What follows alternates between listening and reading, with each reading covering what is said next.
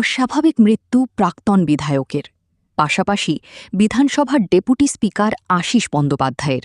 মৃত্যু ঘিরে রামপুরহাটে চাঞ্চল্য। বাড়ির পাশেই দলীয় কার্যালয় থেকে উদ্ধার তৃণমূলের প্রাক্তন বিধায়ক তথা রাজ্য বিধানসভার প্রাক্তন ডেপুটি স্পিকার আশীষ বন্দ্যোপাধ্যায়ের ঝুলন্ত দেহ। রবিবার ভোরে সূর্য ওঠার আগেই এই ঘটনাকে ঘিরে চাঞ্চল্য ছড়িয়ে পড়ে গোটা রামপুরহাট ও বীরভূম জেলায়। পুলিশ সূত্রে জানা গিয়েছে, বাড়ির পাশের দলীয় কার্যালয় থেকে তার দেহ উদ্ধার করা হয়। খবর পেয়ে ঘটনাস্থলে পৌঁছয় রামপুরহাট থানার পুলিশ। দেহ উদ্ধার করে ময়নাতদন্তের জন্য পাঠানো হয়েছে। ঠিক কী কারণে এই মৃত্যু তা নিয়ে ইতিমধ্যেই তৈরি হয়েছে ধোঁয়াশা।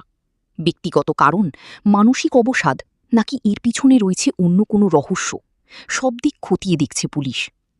ঘটনার তদন্ত শুরু হয়েছে। খবর পেলেন কখন? আমি তো সকালবেলা খবর পেলাম, নিয়ে তারপর আপনি এখানে দেখেছি। আমি তো ভাবতেই পারিনি যেটা হতে পারে। এই পুলিশ তো আমার বলো দিয়ে এই সংবাদটা যে দুঃসংবাদটা, আমি তো ভাবতে পারছি কাল সন্ধ্যাবেলা আমার প্রাথমিকভাবে কিছু জানতে পারলেন যে না আমি তো কাল সন্ধ্যাবেলা গল্প পড়ে গেছি। অফিসে বসেছিল, আমার সঙ্গে কথা হয়েছে সন্ধ্যাবেলায়। হ্যাঁ, ভাবতেই পারছি না।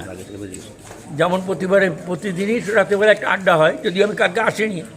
কালকে অরবিন্দের জন্মদিন ছিল, তো মন্দিরে একটা প্রোগ্রাম হয়। সেই জন্য আমি সন্ধ্যাবেলায় এসেছিলাম, মন্দিরে প্রণাম করে চলে গেছিলাম। তখন আসতে সময় কথা হয়েছে, পার্টি অফিসে বসছিলেন। কেমন আছে? ডাক্তার এসছেন, নিয়ে ডাক্তার কি কনফার্ম করলেন যে ইয়ে হয়েছে? আমি যাই না, ভিতরে ঢুকিনি। না, মারা তো গেছে। আমি যাইনি, ভিতরে যাইনি, দেখতে দেখার মতো মানুষের কথা আমার নাই। যাইনি, পরে যাচ্ছি। সে দীর্ঘদিনের সম্পর্ক তো। কি মনে করছেন যে এটা কি বিষয়? আমার যেটা মনে হয়, এটা আমার পার্সোনাল ভিউ। অন্য কিছু মানসিকভাবে মেনে নিতে পারেনি, ভেঙে গেছে। অনেকে অনেক কমেন্ট করছে, তো এটা আমার মনে হচ্ছে। আমার যেটা বাড়িতে তো আত্মসম্মান বোধ থেকে এটা আত্মসম্মান বোধ থেকে এটা হয়েছে। সবাই এই চলে গেলে ব্যাপারগুলো যে কথা অনেকে অনেক রকম কমেন্ট করছে, আমার যেটা ধারণা এছাড়া কিছু নয়। কারণ বাড়ি তো খুব শান্তিপূর্ণ বাড়ি। কালকে রাত্রি 11টা পর্যন্ত গল্প করেছে। আমার সঙ্গে সন্ধ্যাবেলায় কথা হয়েছে। কোনোদিন কার সঙ্গে বাড়িতে কোনো অশান্তি নাই, তাহলে কী হবে? এটা মানসিক হয়তো না। ঠিক আছে।